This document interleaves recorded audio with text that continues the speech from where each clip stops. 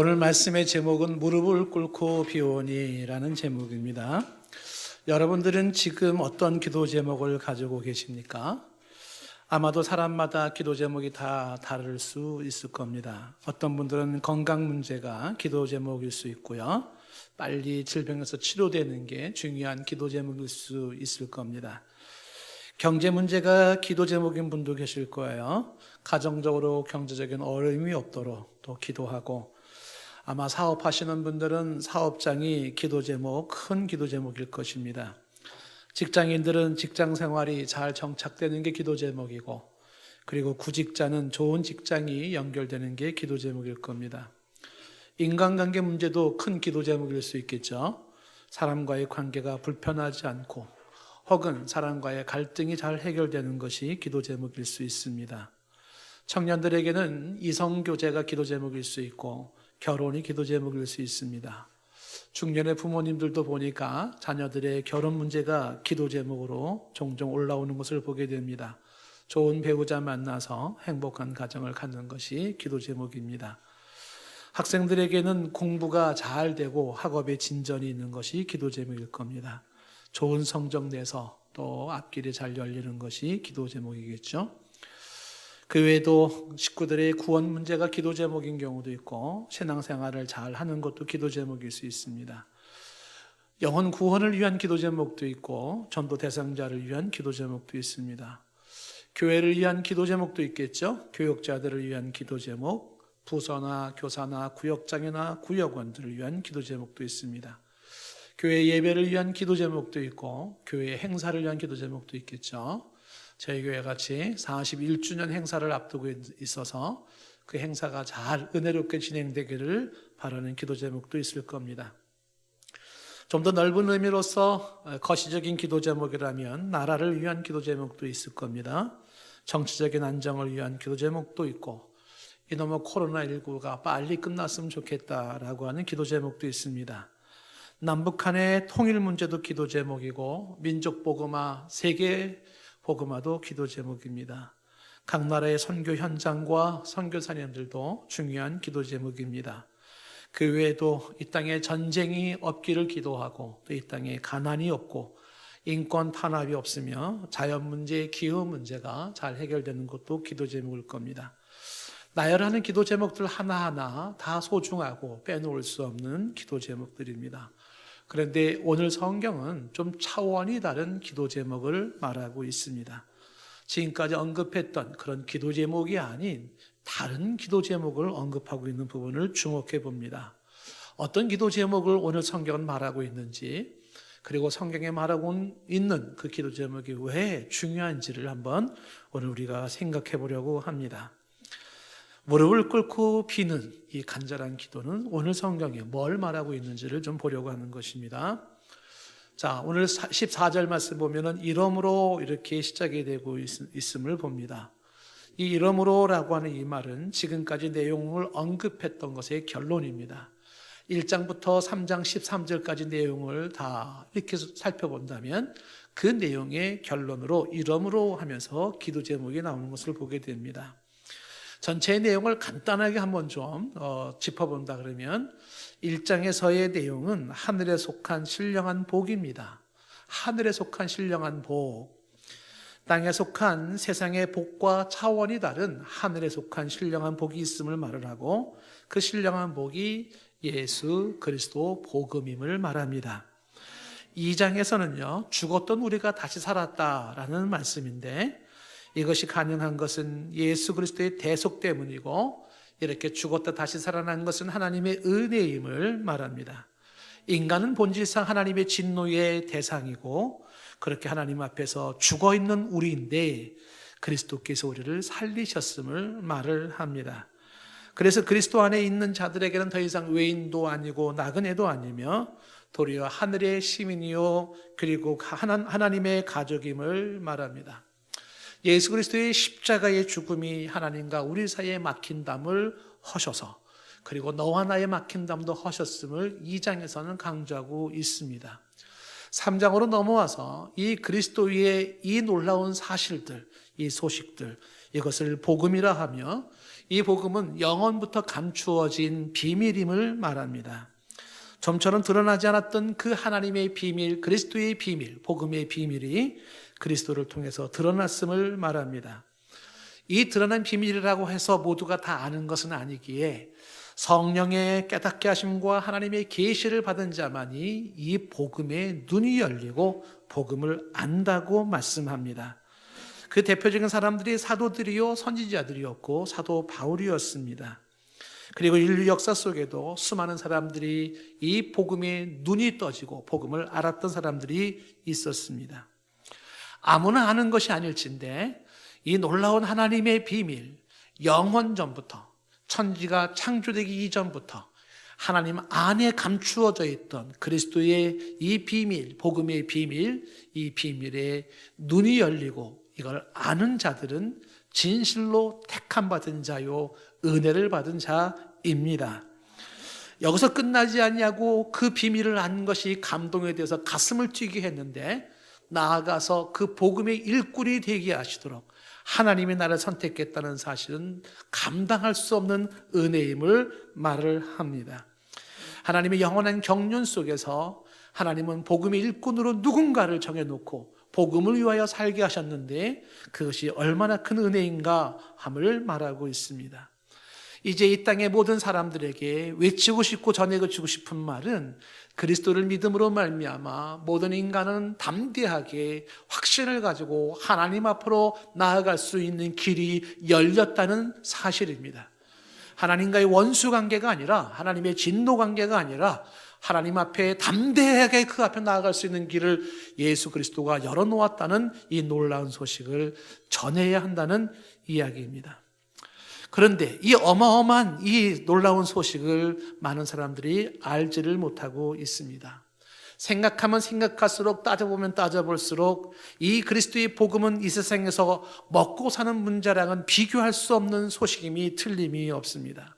왜냐하면 지금 예수 그리스도가 이루어 놓았던 이 복음이라고 하는 것은 인간의 본질적인 부분을 다루고 있는 것이고 인생의 핵심을 다루고 있는 것이며 그 다음에 영혼의 영원한 문제를 다루고 있기 때문에 그렇습니다. 그럼에도 수많은 사람들은 아직도 이 그리스도의 복음을 모르고 있습니다. 이유는 이 그리스도의 복음이 보이지 않기 때문에 그렇습니다. 그리스도의 복음이 보이지가 않아요. 그래서 그것이 어떤 의미를 가지고 있는지, 그것이 내 인생에 얼마나 중요한 문제인지를 알지 못합니다. 에베소서라고 하는 이 서신서에는 사도 바울의 2개의 기도가 나와 있는데 그 2개의 기도 중에 하나가 오늘 우리가 보고자 하는 거고요. 또 하나의 기도는 에베소서 1장 17절에서 19절까지에 나와 있습니다. 그 에베소 1장 17절부터 나와 있는 기도를 보면 거기에 이렇게 기도했습니다. 1장 17절 말씀. 우리 주 예수 그리스도의 하나님 영광의 아버지께서 지혜와 계시의 영을 너희에게 주사 하나님을 알게 하시고, 하나님을 알기 위해서는 아버지가 주시는 지혜와 계시의 영이 있어야 돼요. 하나님을 알게 하시고, 그리고 18절에 너희 마음의 눈을 밝히사, 마음의 눈이 밝아져야 돼요. 그래서 그의 부르심의 소망이 무엇이며 성도 안에서 그 기업의 영광의 풍성함이 무엇이며 19절 그 힘의 위력으로 역사하심을 따라 믿는 우리에게 베푸시는 능력이 지극히 크심이 어떠한 것을 너로 알게 하시기를 구하노라. 이 첫 번째 기도 제목이죠. 주여 지혜와 계시 영을 주시옵소서. 마음의 눈을 밝히셔서 그래서 하나님을 알게 하시고 부르심의 소망 구원의 이 풍성함을 알게 하옵소서. 이와 같이 기도를 통해서 하나님의 그 은혜를 구하듯이 오늘도 본문 말씀 속에 무릎을 꿇고 하나님 앞에 기도해야 될 중요한 기도 제목이 있음을 말을 합니다. 오늘 14절 말씀 다시 보시면은 이러므로 내가 하늘과 땅에 있는 각 족속에게, 다시 말하면 하늘에 있는 천상의 영적인 존재나 땅에 있는 모든 피조세계에 관한 것이나 각 족속에게 15절 이름을 주신 아버지, 이름을 주신다는 것은 모든 특성을 결정하시고 모든 것을 존재케 하시는 근원이 되신 그분으로서의 아버지를 말하고 있는데 그 아버지 앞에 무릎을 꿇고 빈다고 이야기를 합니다. 내가 기도하는 대상이 아버지를 강조하고 있는데 그 아버지라고 하는 이야기 속에는 나를 창조하신, 나를 지으신 창조주의 의미가 있고 나를 보호하시는 보호자의 의미가 있으며 내 인생을 책임지는 책임자의 의미가 아버지라는 말씀에 들어있어요. 그리고 그분과 나의 관계는 서먹서먹한 불편한 관계가 아니라 아주 친밀한 관계를 가지고 있는 사랑하는 관계임을 그 아버지라는 말 속에 담고 있습니다. 사랑하는 아들이기에 모든 기도와 간구에 귀를 기울이시고 나의 작은 신음에도 응답하시는 그 아버지께 무릎을 꿇고 기도하고 싶은 게 있다는 거예요. 대체 어떤 기도를 하고 싶기를 해 그러한 아버지께 무릎을 꿇고 기도하고 싶을까요? 유대인들의 다양한 기도 방식이 엎드려 기도하거나 서서 기도하는 방식이 있지만 무릎을 꿇고 기도한다라고 하는 것은 애절한 기도를 말합니다. 뭐가 그렇게 애절한 기도 제목일까요? 좀 전에 서론에서 이야기했던 것처럼 그런 많은 기도 제목들이 다 애절하죠. 그런데 그런 것보다도 더 애절한 기도가 있어 그것을 무릎 꿇고 기도한다고 말을 합니다. 그 애절한 기도, 차원이 다른 기도, 그 5가지를 오늘 우리가 좀 주목해 봅니다. 첫 번째 기도 제목은 뭐냐 하면 속사람을 강건하게 하옵소서 하는 게 첫 번째 기도였습니다. 한번 번거롭지만 따라해 보겠습니다. 속사람을 강건하게 하옵소서. 16절 말씀입니다. 그의 영광의 풍성함을 따라 그의 성령으로 말미암아 너희 속사람을 능력으로 강건하게 하시오며 라고 말을 합니다. 속사람의 강건함이 있는데 성령의 능력으로 강건해지기에 그것을 기도합니다. 성령의 능력으로 속사람을 강건하게 하옵소서라는 기도 제목을 무릎을 꿇고 기도를 합니다. 왜 속사람의 강건함을 이토록 애절하게 기도해야만 할까? 그것은 그 속사람의 중요성 때문에 그렇습니다. 한번 생각해 볼까요? 성경은 겉사람과 속사람이 있음을 말하고 있죠. 바로 고린도후서 4장 16절 말씀에 말을 하고 있습니다. 16절 말씀에 그러므로 우리가 낙심하지 아니하노니 우리의 겉사람은 낡아지나 우리의 속사람은 날로 새로워지도다 라는 말씀이 있습니다. 질문합니다. 낡아지는 것은 무엇입니까? 겉사람입니다. 날로 새로워질 수 있는 게 무엇입니까? 속사람이에요. 쉽게 말하면 겉사람은 우리의 육신을 말하는 것이고 속사람은 우리의 영혼을 말하는 것입니다. 겉으로 보여지는 이 육신의 겉사람은 어떻게 해요? 낡아지는 거예요. 어느 날 갑자기 제가 제 손을 보면서 깜짝 놀랐습니다. 왜냐하면 손이 쭈글쭈글해지고 있는 거예요. 아, 그렇구나. 이게 인생이구나. 머지않아 제 머리도 이제 얼굴도 쭈글쭈글해질지 몰라요. 겉사람은 낡아집니다. 눈도 침침하고 귀도 침침하고 이빨도 좋지도 않고 침침한 낡아짐. 하지만 우리의 속사람은 날로 새로워질 수가 있습니다. 여러분 한번 생각해 보세요. 겉사람 즉 육신은 아주 화려한데 속사람 즉 보이지 않는 내면의 사람은 병들고 어둡고 죽어가고 있다면 그런 인생이 좋은 인생일까요?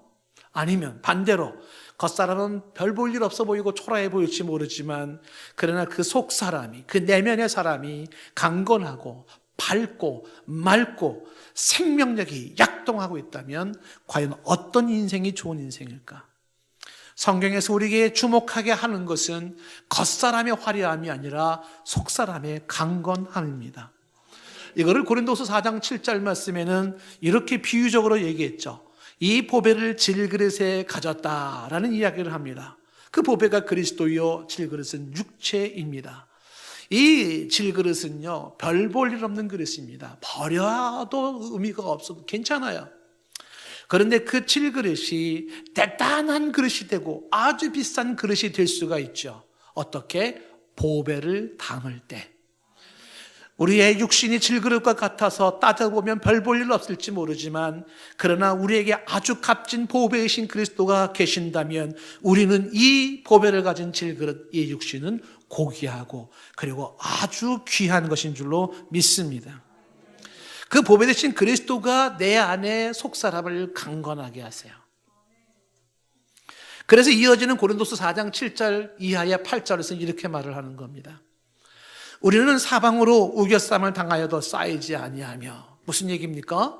일전에 설교로 한번 설명한 바가 있지만 우겨쌈을 당한다는 것은 즙을 내기 위해서 포도를 짓누르는 거예요. 포도를 짓눌러요. 우리가 그렇게 짓누름을 당한다. 우리가 이렇게 압박을 당하고 조여오는 상황일지라도 쌓이지 않는다는 것은 그런 상황에서도 조여지지 않는다는 거예요. 그렇게 압력이 크게 내 인생에 밀려오는데도 조여지지 않는 거. 와, 이게 어떻게 된 걸까요? 속사람이 강하기 때문에 그래요. 내 안에 그리스도가 계시기 때문에 그런 겁니다. 답답한 일을 당하여도 낙심하지 아니하며라고 했는데 이 답답한 일이 당황스러운 일이요 빽 빠지는 일입니다. 그런 일이 있다 할지라도 낙심하지 않는다는 건 절망하지 않아요. 와, 어떻게 그렇게 그 상황 속에 절망하지 않을 수 있는가? 속사람이 강해서 내 안에 그리스도가 나를 강건하게 하셔서 9절 말씀에는 박해를 받아도 버림받지 않아요. 그렇게 수없는 박해를 받았는데도 버림받지 않고 거꾸로 팀을 당하여도 망하지 않는다. 이 거꾸로 팀을 당한다는 건 펀치를 맞고 넉다운이 돼버린 거예요.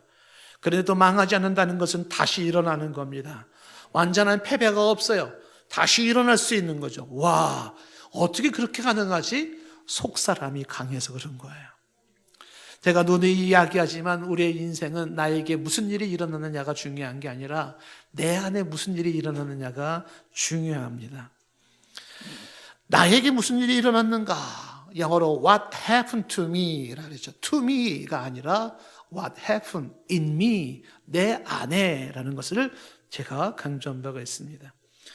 여러분에게 지금 무슨 일이 일어나고 있지요가 중요한 게 아니라 여러분 마음속에 무슨 일이 일어나고 있느냐가 중요한 거라는 거예요. 속사람의 문제입니다. 예를 들면 세상에 전쟁이 났다고 가정을 해봅시다. 그래서 와, 나한테는 지금 전쟁이 일어났어 라고 말해요. 그러나 내 안에 평화를 유지하는 사람은 전쟁이 일어난다 하더라도 평화롭게 살아가는 거예요. 그런데 반대로 나에게 아무런 일이 없어요. 그냥 일상이에요.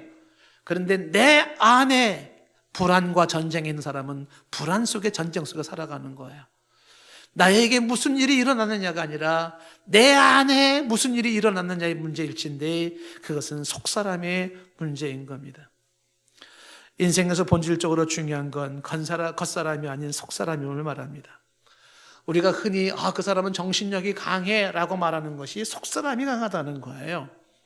그런데 그 속사람이 바로 성령에 의해서 내 안에 그리스도가 강건하게 한다는 사실입니다. 고린도서 6장 8절 말씀에도 우리 이런 말씀 기억하십니까? 영광과 욕됨으로 존경과 비판을 말하는 것이고 그 다음에 악한 이름과 아름다운 이름 비방과 칭찬이죠. 그때도 변함없는 게 있어요. 우리는 속이는 자 같으나 참되고 그랬어요. 종종 기독교는 속이는 자로 그렇게 오해되는 경향이 있었습니다. 기독교인들은 복음 전하는 자들은 속이는 자라고 하는 그런 오해를 받을 때가 있습니다. 그렇게 왔어요. 하지만 진정한 의미에서 그는 참된 자입니다. 속이는 자 같으나 참되고 그리고 기독교인들은 구절에 무명한 자 같아요. 별로 중요해 보이지 않아요. 그런데 유명한 자예요. 죽은 자 같은데 보라 우리가 살아있는 자예요. 징계를 받는 자 같은데 죽임을 당하지 아니하고 10절에는 근심하는 자 같지만 항상 기뻐하는 자들이죠. 가난한 자 같지만 많은 사람을 부유하게 하고 아무것도 없는 것 같은데 모든 것을 가진 자, 예수 그리스도를 소유한 속사람이 강한 자의 모습인 것입니다. 겉사람의 화려함이 아니라 보이지 않는 속사람의 강건함이 중요할진데 무릎을 꿇고 기도하는 거죠. 주여 성령의 능력으로 속사람을 강건하게 하옵소서. 그 어떤 기도보다도 이 기도 제목의 중요함을 알기에 주여 속사람을 강건하게 하옵소서. 만약에 우리의 자녀들을 위해서 기도한다면 여러분 어떻게 기도하시겠습니까? 주여 성령의 능력으로 우리의 자녀들이 속사람이 강건하게 하옵소서. 우리의 부모님이 그리고 우리의 구역 식구들이나 내가 가르치는 학생들을 위해서 기도한다면 어떻게 기도할까요? 주여 성령의 능력으로 우리의 부모님이, 우리의 구역 식구들이, 우리의 학생들이 속사람이 강해지게 하옵소서. 나아가 이 땅의 수많은 백성들이 속사람이 강해지게 하옵소서. 성령의 능력과 보배이신 그리스도로 속사람이 강해지게 하옵소서. 이게 첫 번째 무릎을 꿇고 기도할 제목입니다. 속사람이 강해지게 하소서. 두 번째,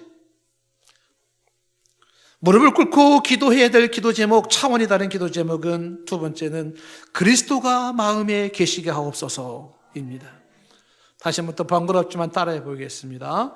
그리스도가 마음에 계시게 하소서. 믿음으로 그리스도가 마음에 계시는 건데 17절 말씀입니다. 믿음으로 말미암아 그리스도께서 너희 마음에 계시게 하시옵고 라고 말합니다. 이 기도가 왜 이렇게 중요한 기도입니까? 그리스도가 마음에 없는 사람들이 있기 때문에 그렇습니다. 그리스도가 마음에 없어요. 그래서 이 기도를 드리는 겁니다. 여기서 재미난 표현 중에 하나가 계시게 하옵소서라는 계시게라는 이 표현인데, 이 계시게라는 말이 단순한 방문객으로서 찾아오시는 것을 말하는 게 아니라 내 안의 주인으로서 다스리는 그러한 그리스도를 말을 하는 것입니다. 그리스도가 마음에 들어오시고 내 안에서 나를 다스려 주게 하옵소서, 이거예요. 그리스도가 너의 마음에 계시게 하옵시고 하는 겁니다. 그리스도가 마음에 없는 사람은 그리스도와 상관이 없는 사람입니다. 이분들에게는 최소한 그리스도만이 주실 수 있는 혜택을 누릴 수가 없습니다. 반대로 그리스도가 마음에 계신 사람은 그리스도와 함께하는 사람입니다. 이분들은 최소한 오직 그리스도만이 주실 수 있는 혜택을 누리는 사람들입니다. 그리스도만이 주실 수 있는 혜택이란 무엇인가? 아주 많아요. 우리가 성탄절날 4P를 얘기한 바가 있어요. 오직 예수님만이 주실 수 있는 4가지 P로 시작하는 단어 얘기를 했었죠. Peace, 평안이에요. 오직 그리스도만이 주실 수 있는 평안이 있죠.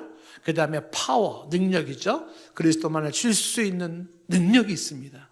그 다음에 pardon, 그리스도만이 주실 수 있는 용서, 그분만이 주실 수 있는 용서가 있고, purpose, 그분만이 주시는 인생의 목적이 있습니다.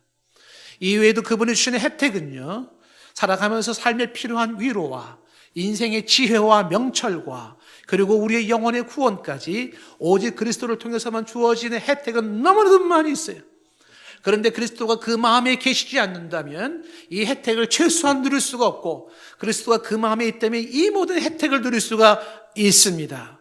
그러할진대 무릎을 꿇고 무슨 기도를 하겠습니까? 주여, 그리스도가 그 마음에 계시게 하옵소서 하는 겁니다. 주 성령의 역사하심으로 마음의 문을 열고 그리스도를 받아들이는 자들, 그리고 내 마음속에 예수 그리스도를 왕으로서 나를 다스리는 주인으로서 그분을 모실 수 있는 은혜가 있기를 바랍니다. 인생의 주인 노릇을 내가 했던 그 나의 교만과 나의 고집을 버리고 오직 내 인생의 예수님이 주인이 되어져 주님이 나를 주관하시고 주님이 나를 다스릴 수 있도록 기도하는 겁니다. 주여, 내 마음속에 계시옵소서. 요한복음 1장 12절 말씀에 영접하는 자라는 말이 있지 않습니까? 예수님을 영접해야 돼요. 받아들여야 됩니다. 그리고 계시록 3장 20절에 말하고 있지 않습니까? 볼지어다 내가 문 밖에서 두드리는데 누구든지 내 음성을 듣고 문을 열면, 내 마음의 문을 열어야 돼요. 그래서 그리스도에게 내 마음의 문을 열면 그분은 내게 들어와서 나와 먹고 나와 함께 더불어 먹으리라고 말씀하고 계십니다. 마음의 문이 열리지 않으면 그분은 들어올 수가 없습니다. 인격적인 분이시기 때문에 그런 것이죠. 오늘도 우리가 무릎을 꿇고 기도할 것이 있습니다. 그것이 무엇이라고요? 이 두 번째 기도가 그리스도가 마음에 계시게 하옵소서. 만약에 이것이 자녀를 위한 기도라면 어떻게 기도할 수 있겠습니까? 주여, 내 사랑하는 자녀들 마음에 그리스도가 계시기를 원합니다. 그리스도가 그 마음에 계시게 하옵소서. 왜냐하면 그리스도가 중심이 될 때 삶의 질서가 잡히는 것이고, 그리스도가 중심이 되어 있지 않냐고 내가 중심이 될 때 혼돈과 무질서와 혼란이 있기 때문에 그래요. 너무 중요한 문제지 않습니까? 그래서 무릎을 꿇고 애절하게 기도하는 기도 제목이에요. 그리스도가 마음에 계시게 하옵소서.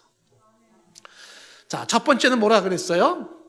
속사람을 강건하게 하소서. 두 번째는 그리스도가 마음에 계시게 하옵소서. 세 번째, 무릎을 꿇고 간절히 기도하는 세 번째 기도 제목은 뿌리와 터가 견고하게 하소서예요. 자, 이것도 한번 따라해 봅시다. 뿌리와 터가 견고하게 하소서. 이 뿌리와 터가 기초가 견고한 걸 말하는데 여기서는 사랑으로 그것이 된다. 사랑으로라고 말을 하고 있습니다. 뿌리가 견고해야 돼요. 터가 굳세야 됩니다. 그런데 이 뿌리가 쫙 박히는 문제가 왜 중요하냐? 여러분 아시죠? 묘목이나 꽃이나 땅에다 심을 때 중요한 게 뭐예요? 뿌리를 내리는 거예요. 뿌리를 내리는 거. 신앙도 그 생존의 여부는 뿌리 내리는 그 뿌리의 문제입니다. 그래서 뿌리가 깊어지고 터가 굳센 것은 요동치지 않고 흔들리지 않고 죽지 않는 거예요. 뿌리가 깊지 못해서 터가 굳세지 못해서 비바람에 유혹에 코로나에 사람에 대한 실망에 쓰러지고 넘어지고 포기해버리는 경우가 너무 많다는 겁니다. 그런데 이 기초의 튼튼함, 이 뿌리가 박히고 터가 굳세고 견고해지는 이 방법에 사랑으로라는 표현을 쓰고 있는 게 참으로 또 주목해 볼 만한 것입니다. 무슨 얘기냐면 신앙의 뿌리와 삶의 뿌리와 신앙의 터나 삶의 터의 굳셈, 그 견고함은 사랑의 실천으로 된다는 이야기예요. 사랑의 실천으로. 하나님의 말씀을 실천에 옮기는 사람은 그리스도께서 자신의 삶 가운데 임재하심을 믿는 사람들입니다. 그 실천이 나의 뿌리와 터를 견고하게 해요. 믿음과 순종은 쌍둥이입니다. 믿는 자는 순종하게 되어 있고 순종하는 자는 믿는 자예요. 디에트리티 보네포의 이야기입니다. 당신이 믿는다면 순종할 것이고 당신이 말씀에 순종한다면 당신은 말씀을 믿는 사람입니다. 믿는데 순종하지 않는 사람 없습니다. 순종하는데 믿지 않는 사람 없습니다. 믿기에 순종하는 거란 말이죠. 그래서 그 순종이 많으면 많을수록 그 믿음이 드러나는 거예요. 믿음을 선포하는 겁니다. 그래서 이 사랑으로 우리의 신앙의 뿌리가 깊어지고 견고해지기를 기도하는 겁니다. 하나님을 사랑하는 것뿐만 아니라 이웃을 사랑함으로써 신앙의 뿌리가 박히고 터가 굳어지기를 기도하는 겁니다. 그래서 흔들리지 않는 신앙으로, 흔들리지 않는 삶으로 살기를 원하는 것입니다. 세 번째, 이런 것이 중요한 부분이기 때문에 이 기초의 중요성 때문에 무릎을 꿇고 기도를 합니다. 주여, 사랑으로 뿌리와 터가 견고하게 하옵소서. 이것이 우리의 자녀를 위한 기도라면 어떻게 적용될 수 있겠습니까? 주여, 우리의 자녀들이 사랑으로 뿌리와 그 터가 견고하게 하옵소서. 신앙의 뿌리와 신앙의 터가 견고하게 하옵소서. 인생의 뿌리와 인생의 터가 견고하여서 요동치지 않고 흔들리지 않게 하여 주시옵소서. 무릎을 꿇고 기도하는 거죠. 뿌리와 터가 견고하게 하옵소서. 네 번째, 무릎을 꿇고 애절하게 기도할 기도 제목 네 번째는 뭐냐면 그리스도의 사랑이 얼마나 큰지 알게 하소서예요. 자, 이것도 한번 따라해 봅시다. 그리스도의 사랑이 얼마나 큰지 알게 하소서. 18절 말씀입니다. 너희 모든 성도와 함께 지식에 넘치는 그리스도의 사랑을 알고 라고 말하고 있습니다.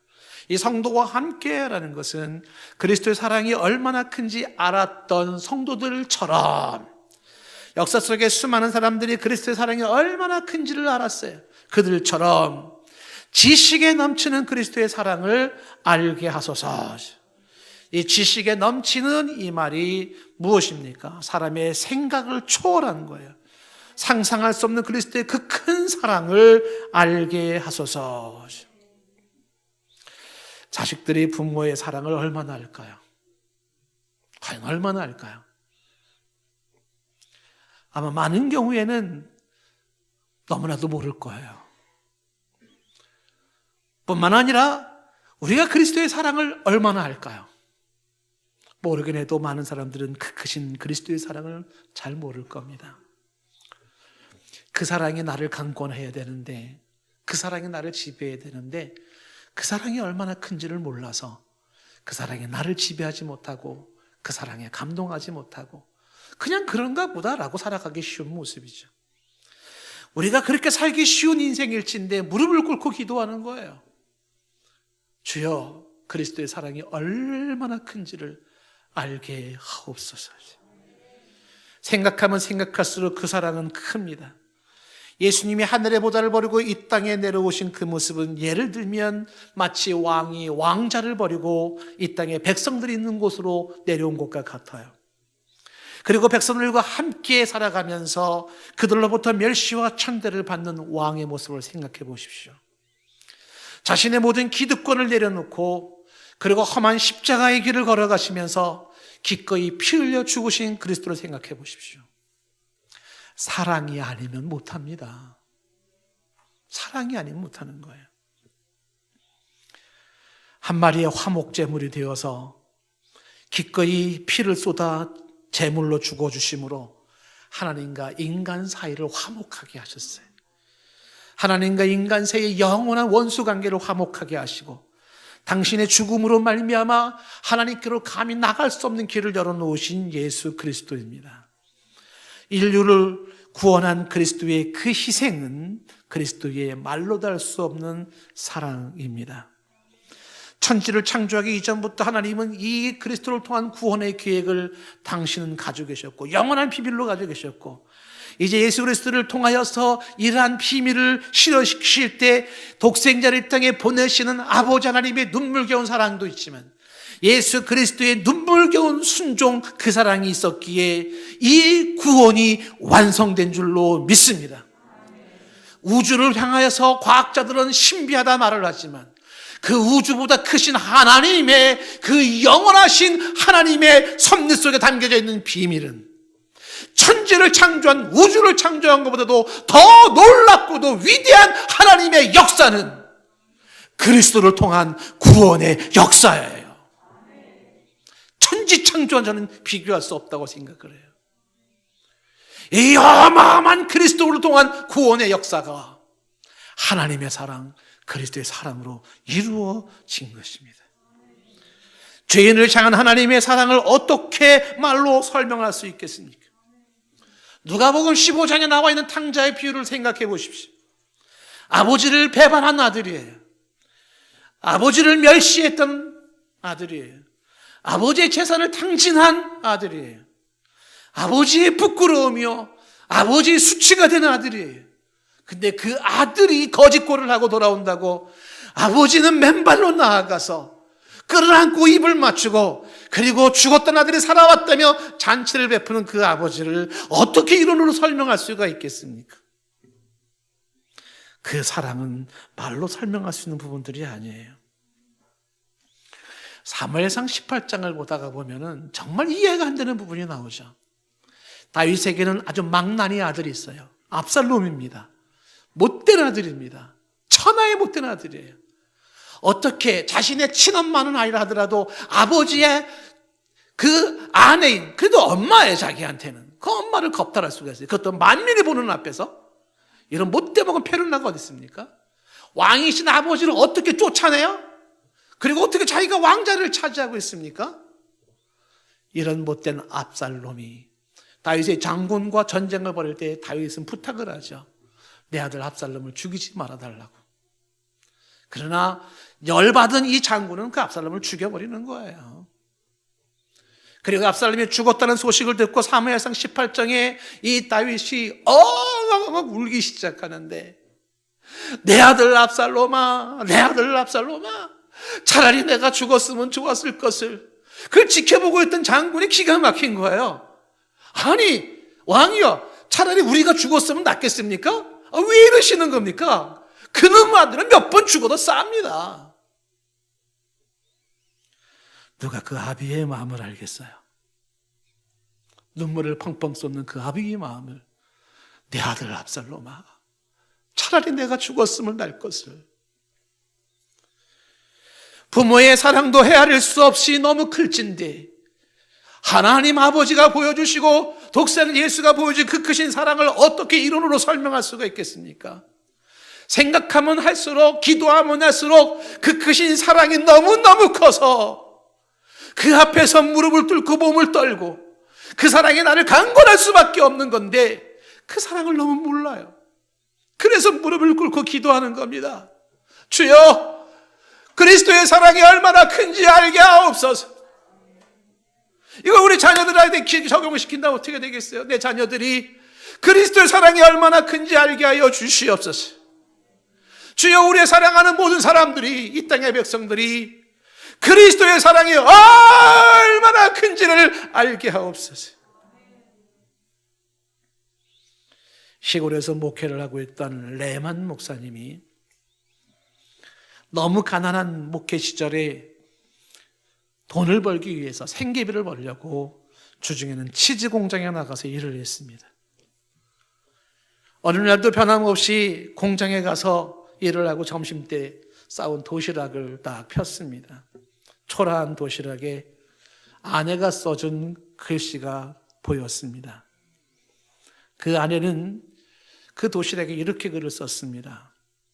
하늘을 두루마리 삼고 바다를 먹물 삼아도 한없는 하나님의 사랑 다 기록할 수 없겠네.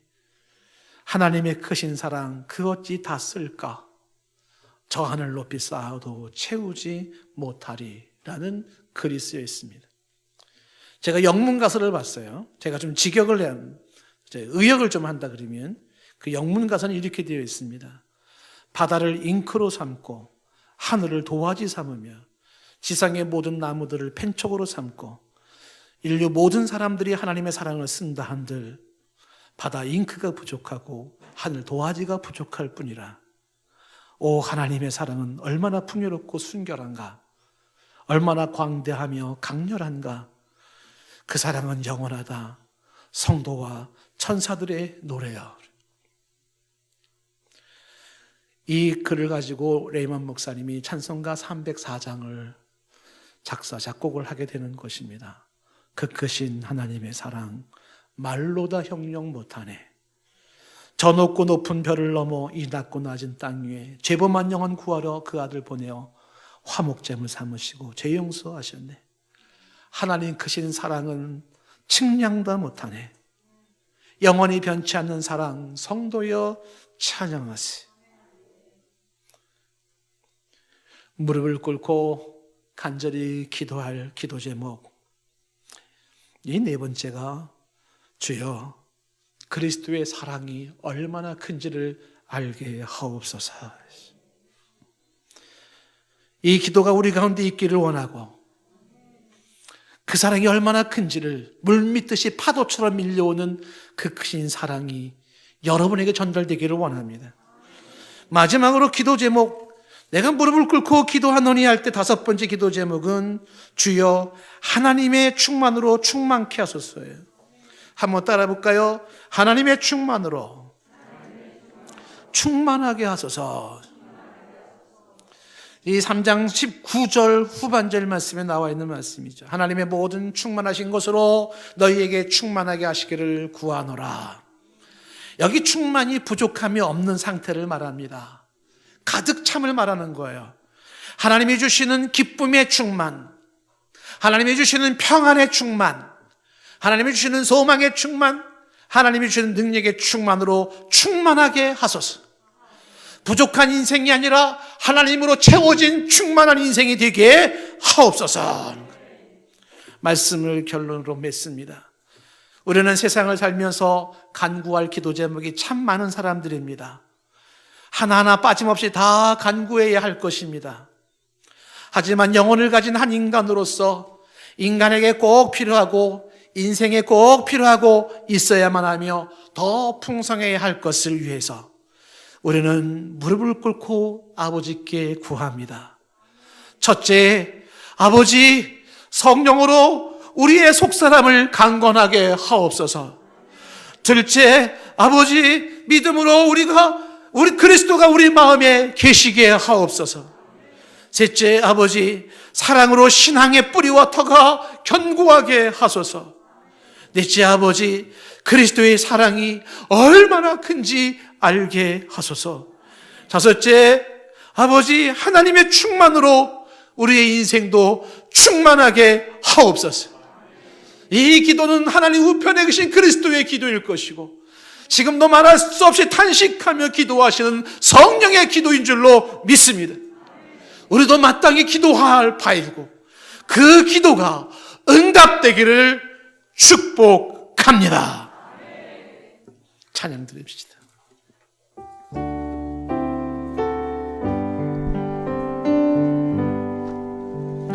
주 내 맘에 모신 후에 날 주장하시네.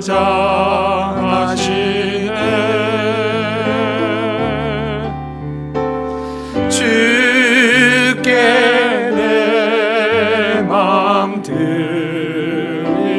후에 더욱 섬길수록 더 귀한 주님,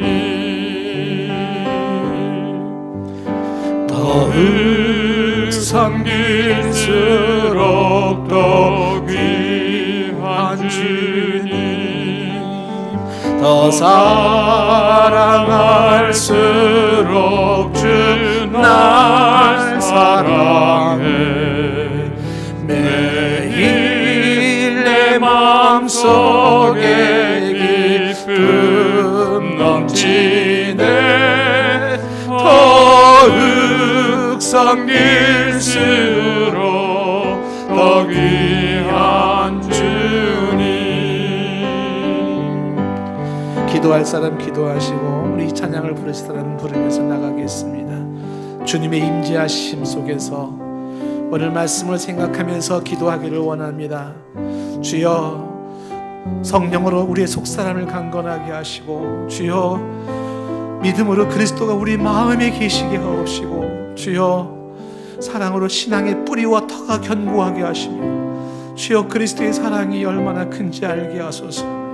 주여, 하나님의 충만으로 인생도 충만하게 하옵소서. 기도하실 분, 찬양할 분 자유롭게 나갑니다.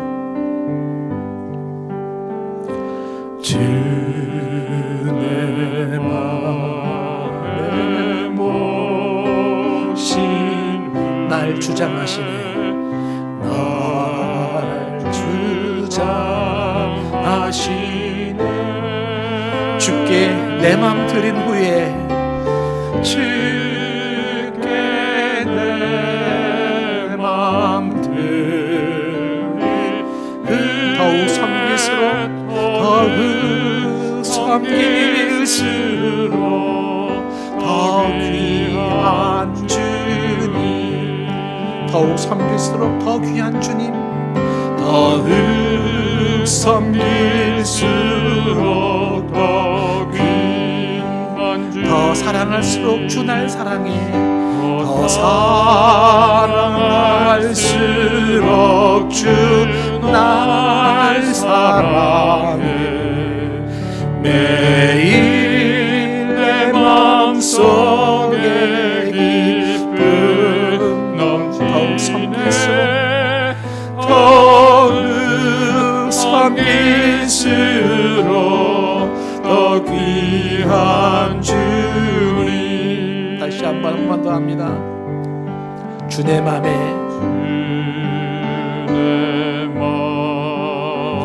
모신 후에 날 주장하시네.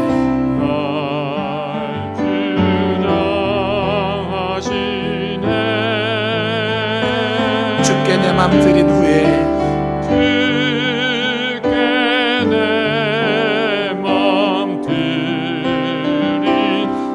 더욱 섬길수록 더 귀한 주님,